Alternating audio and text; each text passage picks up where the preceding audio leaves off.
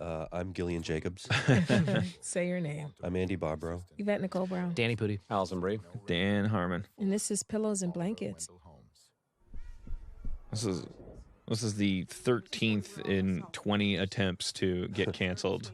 And to stir up allergic reactions to everybody in the cast. I have a question. I know Keith David does all of the voiceover for the most of it, but is that him in the beginning? It doesn't sound like him in the very beginning. I don't think it is him in the beginning. Did they have to dub someone in last minute for ADR or something? No, I just wanted that effect of like you get different actors to do. Okay. You know, Oliver Wendell Holmes is someone else. Got it. Forever changed the lives of those involved. A healthcare administration student who turned... Keith David was pretty much our first choice. He did a documentary on jazz, and I've never been more starstruck. And also, I've never been more pleased. So, like, no offense to the 9 actors in the room, but you tend to find out that your heroes from on screen are, you know, you're going to find out that they're just human beings, but... different kids for me. Keith David was so much smarter and like with it than I ever would have expected any actor to be. Here's a fun fact. Keith David played my dad in the first series I had that lasted exactly 6 episodes. Wow. It's a show called The Big House, and it also had Kevin Hart, who's having his moment, and Faison Love. It was a little bit before its time, but... And he was in Requiem for a Dream as the heroin dealer, where he said to Jennifer Connelly, I mean, this thing ain't going to suck itself. As I in that beautiful voice that he has. I mean, the reason I'm a Keith David fan is because I grew up on John Carpenter, and John Carpenter used him to perfect effect. To give you an indication of how how with it this guy is. Everything you're listening to in his VO is the first take. He came in He's and the real deal. including when he says Ferris Buellerian. He's one of those actors who has like I don't know what actors call it. He does that like the phonetic he gets his lines and he breaks them down with a pencil. Oh, makes little marks and stuff. Okay. And there were some changes that I made, and it actually he had to take them aside, and like a little computer just sat there. I was terrified because he didn't give any indication when I came in. He didn't smile, and he didn't say, "Love the show, love this episode," whatever. Like I just came in really low, apologizing for the changes last minute, and he politely accepted my apology. So I spent the whole VO session being like, "Okay, cool." But then, and I think it was just because he was so professional, like focused on his task. And as soon as he was done, he came out biggest smile in the world, and was like, "This is funny. This is funny." And I was like, "Holy shit!" And then I walked him to his car and like talked to him. He's a good guy. It was one of the coolest celebrity experiences of my career. That's awesome. He's a cool guy. He's one of those people, when you hear his voice and you see what he looks like, you go, oh, that person was born to do this. Yes. That was like God just went, you shall perform. I thought you meant like you're saying like he's one of those character actors that you just like a lot of people wouldn't know his name offhand. You know, Right. he's not you don't go, oh, there's Tom Hanks buying celery in the grocery store. But if you saw him in the grocery store, you'd go, that guy. Yeah. And also when you hear his voice. He's really unique that way. Yeah, he's got gravitas. My Lord, yeah. He secedes from I figured, again, I say this a lot, I figured you'd hate this episode, but you liked it. Same here. The reason I thought you'd hate it is because I figured the natural comparison would be to paintball. And I thought that what people would say in response to it would be, oh, they set up this story about having a pillow fight, which is an obvious substitute for paintball, but they chose a medium and a style that precludes all of the fun stuff, the fighting. Like we really did this to save money. Sony was up my butt, justifiably, because we were way over budget, and this was one of the many, many things I did to try to save money, not only because there's a lot of photos, but because we're using the same wardrobes and sets as the previous episode. I mean, some conflicts are so pointless, they just happen. So it's almost like doing a two-parter. The legit Republic of Blanketsburg says... That's all I wanted to do was save money. I didn't want to blow your mind, and I thought that the reviews the next day for sure would say, it's no paintball. But no, I mean, like I would like all people critics liked to it. have that voice. They did. When I saw the play. Do people go to classes? The deadline divides friendships, families. To me, why it is so different is obviously because of the style, but the way that the documentaries work so well. They're so effective, even though it's just voiceover and still photos. But what it did was bring the stakes went through the roof with the pillow fort. And so I think that's why there weren't that many comparisons to it. Right. And I mean, another reason, obviously, is brilliant editing. This episode is edited by the same editor who edited the Timeline episode, Jeff Hall, who, along with Ruthie Aslan, who edited a lot of the episodes this year, they were both last year editors' assistants. Wow. They were the kids that had to log the footage when it came in and hand it off to the real editors. And we had such turnover with our editors because, unlike actors, they're not sealed in a vault. They can escape, so they do. Ruthie and Jeff filled a vacuum. Like we gave them they were filling in, and it's really hard as an editor to get that credit that you need. Like they got a huge break by being able to fill in that void, but it's because they love the show so much. They're so hungry and they work so hard. It's becoming the only song we listen to. Daybreak. Yeah. So satisfying to be able to use Ruthie's done a great job. They've all both done a great job this season. Jeff Hall, his name is? Yeah. Like the writers on the show, I mean, it's like, I don't care if you're funny or if you kiss my ass, but what the hell am I doing? But there's people that stay till 4 a.m. if that's how long it takes to make the episode good, and that's the big difference, and that's asking a lot. It's like people have wives and kids, and that's the big thing is like you have to work. It takes longer to make this show. It helps when you're in pajamas and a blanket fort at 4 in the morning, though. This was an interesting episode because we the actors didn't work that much. It was mostly voiceover and pictures. We all had our photo shoots, though. Right. We had to keep and the background actors really got to shine in this episode. You get to see a lot of the you get to feel the experience of Greendale without the Greendale 7 really involved. One of the ideas of doing this episode and assigning it to Andy Bobrow, it was that Bobrow, one of the things that he did on the internet that like where what's it called, the Negro Space League, the old Negro Space program. It's like a documentary. It's like a thing that Andy did on the internet. If you Google it, it's really funny. Battle of Big Bulletin Board. Pierce Hawthorne. Whose joke was the Brita photographer? Bad. I think that was Dan, but I don't know. It just what was it? We were looking for a job for each of them, right. a role to play. Yeah, Britta being bad photographers seemed to make sense. In an early draft, originally, Someone's just with their eyes open. yeah, I love that. There was a whole story about Jeff that Jeff was going to become this pivotal figure who mysteriously changes sides in the middle of the battle, right. and he sways the pendulum to the other side. And then there was going to be a historian character, Professor Klegoris, was going to come in and do commentary, and he was going to be pulling this thread of like, I'm sure that Jeff Winger did this for a reason, but we only have scant evidence as to why. And we were building this whole story about how Jeff had a secret bathroom hidden away on campus that was in a poorly designed building, like in a building that had been renovated poorly. There was a functioning bathroom that no one knew about, and Jeff was using it. Right. And that over the years he had redecorated it. He had pulled favors. It looked like an amazing bathroom. Yeah, it's basically like a Bruce Wayne. Like he had like a Morgan Fox contractor that was like disguised as a thing. But I wanted to save that story because I think that's trtrue. Now I've given it away on a fourth DVD. Season, because I always thought that would be a good Shirley Jeff story. That yes. like Shirley and Jeff discover that they've both been using the same secret bathroom because they're both shy poopers. Yeah.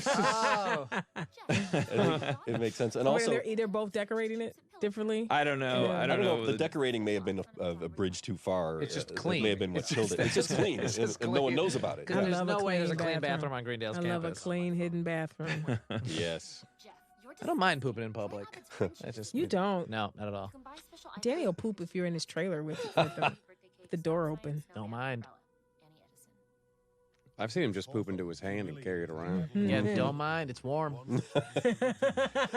On a cold How day. comfortable was that? Was that comfortable in that well-constructed pillow fort? It was very comfortable for me. Soft and cushiony. I will say it was very comfortable. But speaking of, I mean, the set designers, and Oh, the set I know. dressers, Really amazing. and the So way the insane. use of the Rhonda, feathers and all that Nat, stuff is the incredible. construction, the whole art Chang department. Tong. You go in there 2 days later, and they've built this whole geodesic dome.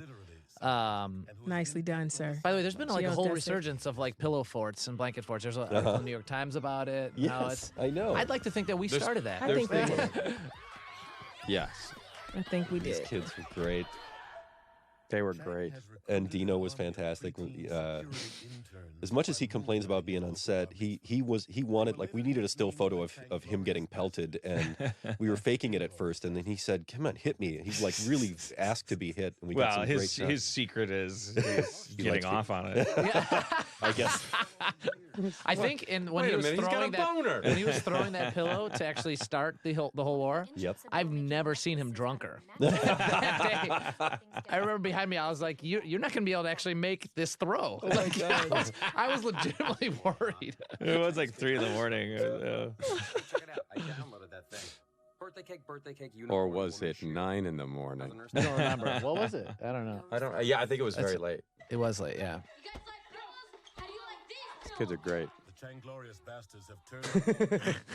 The other thing, it just comes out of Keith David's mouth like the Changlorious. Changlorious bastards. It's just like there's no. It's just like, oh yeah, that's what they're called. God, what a dream come true to that guy reading my words. It's so funny to me. I would have loved to have been there for There an it is. 8-hour And session. I love how they shot that. So who's in there? Probably That's John. Chevy Stand-in. Is it John? Yeah, it's John John. I mean, his, or a his stunt double. double. His Stunt double. double. Double. Because he lost 4 gallons of sweat. Oh an yeah, hour. it's heavy and it's hot in there. Some people already made like Halloween costumes. I saw they tweeted pictures of they made costumes of the Pillow Man costume like perfectly. Our fans are ridiculous. So great. It's terrific of you to say that you love how we shot it, because that was a real pain in the. We did not love how we shot it. Why? We salvaged it quite well in the edit. What was wrong with it? We just didn't get enough of it, and I beat myself up a lot. It had that. To me, it had that thing of like when in horror movies where they're not showing the creature. Well, And so it's shaky, and it made it more scary. That's what we wanted. We wanted the Cloverfield effect. That was the Joel. You just paraphrased the long text that I sent to Dan trying to defend the mistake I made on set. sort of, yeah. We were going for Cloverfield. I Yeah. swear. Yeah. You would never shoot the monster full on. Yeah. But in the edit, it was like, oh god. Dan, we were you really blew upset, this. or did you want the much full I on? don't think I wasn't upset. No, Or were you it was just. I mean, I was bummed out, but I never shared that with Barbro. I never texted Barbro and said, "You fucker." Yeah. I had given up. Yes, exactly. No, but we all, looking at it, just realizing we ended up making it the right length of the right size moment that it needed to be. But when we first saw the footage, it was like, oh, we're missing some drama here. I thought the opposite, my friend. That's fantastic. The I'm drama glad it was worked. only heightened. And I say that on so it is recorded. Yeah, and it's- later it's I canon. will say the Canon, it is opposite. Yeah. Bad photo. Love this bit. She's there. She is there for every moment, though. She's there. Why would you punch Isn't your that can? 90% of the work? You punch your can and take a photo of it. There's so much footage of Gillian writhing around on the floor. Yeah. In her, like she's like for some reason, trying to make her photos better by wriggling around like Catherine Zeta-Jones in Entrapment. I don't know what I like better, this, her performance in this one, or her being in that last Pillow Fort episode where she's just kind of with that With the guy. zebra- with with the the zebra zebra guy. guy. Yes. Just there. Yeah. About what I might do to make things right. At 8 p.m. of the second night. Well, that wasn't funny. What the? Hey. Here's my big defensive whiny dig at American Idol. Ski shoot sing. I want to should see it. sing. I want to So see that I'd show. watch that. Yes. Where'd you get those beats? Yeah. They're terrific. They're great. They are. We just picked them out of a catalog. You know, when you're making a TV show and you go, There's a I catalog? need a good-looking background player. You can just choose them. I think when we You're were the- watching it's that, like you're a god. fake watching know. that show too, I think, we were being directed like, okay, you guys are watching Ski Shoot Sing. So our reactions had to be built upon. Yes, Right, ski there was shoot sing. So now backstory. they're skiing. Now they're Yeah, I remember that, and it's like, and you're upset about who just got kicked off. Yeah, that's right. What? He was the best shooter and the second best singer. He was the- It's a 3. There's more than one thing happening. You skeet, you shoot, and you sing. Okay? in that order. Always in that order. Yeah, yeah. It's not a popularity contest. This is the really Dan wrote this. We should give it late one night, and this is one of the things that happens on Community that it's so hard to walk away from. This Sitting at the- monologue. Oh God. I had to rewind it and just watch it again. Dan and painting. Yeah, there's Dan in the painting. Oh, I never noticed that. Yeah. This is a good time to give a shout out to Kyle Sorensen and Steve Kenny, who are our sort of in-house special effects guys. We didn't have them first or second season. Jake had the wisdom to bring on somebody, put him on salary that does nothing but After Effects and stuff. And so those guys do all kinds of wonderful things. Touching up people's faces, but more importantly, doing like chirons and they're the star of this episode because they're doing so much with those graphics and stuff that you would have to farm out to an effects house. And pay $1 zillion. Doing great. And then the Dreamatorium episode, those guys are overtime. I chose pink and green pillows in honor of my sorority. Oh, I Alpha did you Kappa know that? Alpha, yeah. And also when we do paintball, I choose one shout pink out. gun and one green gun. Yeah. So ski-wee sorors. This is a great Chang moment. Did we miss it already? No. Where Chang like hits the woman and Yeah, then he's says calling time out. timeout. Yes. Yeah. Says what? Time out. Yeah. He calls time. He goes, "I'm dead. I'm dead. I'm dead," and And then then hits her again. he hits her again. We had a lot. There was a whole sequence of it. What is the kid saying? Or what was Give me I some. don't know. Give me some. Well, that's it. I just heard from the Guinness rep. He's upset now. He's been God. fired. In what Oh, that's right. In an earlier draft, this was another thing that I really enjoyed that we just couldn't do, but we were going to have the Guinness rep in the episode. Right. Oh. And it was going to be a guy who did nothing but make make these painful analogies about the worst thing ever, Right. or the My worst wife- boss ever. Yeah. Yeah, really. My wife, who is the biggest henpecker. For hours. Look at the angle of her lens. It was where the face. You're shooting the ceiling. Doesn't that kind of solve your problem? The Where is realization Donald that right we like now? each other so much. Touring. I think he's doing touring. Wango Tango. He was in Oh. Chicago like 2 days ago. And he just got to LA for Wango Tango, I think. Childish Gambino. Him and Ludwig Mm-hmm. touring the world. He's somewhere rapping about how he intends to work until he dies of exhaustion. Yeah, exactly. He is the hardest working. With person. one leg, because I Like- think he broke his ankle a couple weeks His ago. songs But- come up in my iPod sometimes when I'm driving around, and I just like listen to his lyrics. I'm like, Jesus, he should just be called MC Workaholic or something. Like, No, he it's just wrote- like all of his lyrics are about like you can't love me because I'm gonna die working. He and- wrote most of his Gambino stuff between takes on Community the last 3 years. I love He this. just they would say cut and he'd go right to Come his on, computer Jeff. and start writing. Hey, dork. Yeah. You guys Flat all hair. but that reminds me talking about Donald, because I was going to say like he's become an incredible actor during the run of this Yes, he's show. great. He's always like Jim Carrey level like comedic talent. Like you can't take your eyes off of him. Like he just knows how to get a laugh physically. But all of you guys, and that's Right like there's face. Donald really represents it because he started as just such a clownish like he's so good and talented comedically. But this season like there's just moments where you're like, oh, thank God that guy's a really good actor. Look what he's just doing with his face to land to Right. this moment. Right. And all of you guys, like, because it's just because you're in that gym doing those reps, like you have to pivot between drama and comedy so often that your brains have just turned into acting muscles. Thanks, Dan. Thanks, Dan. Shut up. Hate you. Yeah. Nicest thing you've ever Really seen. nice touch here that I didn't know if I didn't have anything to do with it. I'm not sure who did, but all the cushions are off the couch in the dean's office. Yeah. I think it was like Rondo or Yeah. Nat, where they're just like, well, they wouldn't be here. They wouldn't be cushions there. Right. Well, that's Totally they on think it. about that stuff. They are so on top of it. It's ridiculous. I'm constantly being tweeted and Reddited and whatever, like people going, is this intentional? And they'll show me something that clearly was intentional, but I had no idea that they were doing. The production design team and the prop department, like they pride themselves on. And just like even from a matter of like 2 days later, that floor is clean. Not even 2 the days. Like posters sometimes are the gone. next day they can make it happen. And we're shooting another episode. Remember the food fight we had, and the next day it had to be Paintball, back food to fight. being a cafeteria. They're just so. This is one of my favorite tags, by the way. God, did I love this. I like it too. of my seat and I was in it. While I was watching that marvelous documentary, you can't get quality programming like that anywhere else but right here on Greendale campus. This is one of the things that makes me anxious about, like, well, can we leave the campus if we do the 5th season? You know, because Greendale makes certain things possible. Like you can just start talking to the camera and pretend call it GCTV. Hate them. We don't love doing them. We don't love doing it. That's my favorite part. I could never say but the minute I read that line, I was You like, knew this it. is my favorite line ever. We There's don't no love other way to doing it. do We that. don't love doing We it. don't love doing it. Thanks, guys. Thanks for Thanks, guys. listening.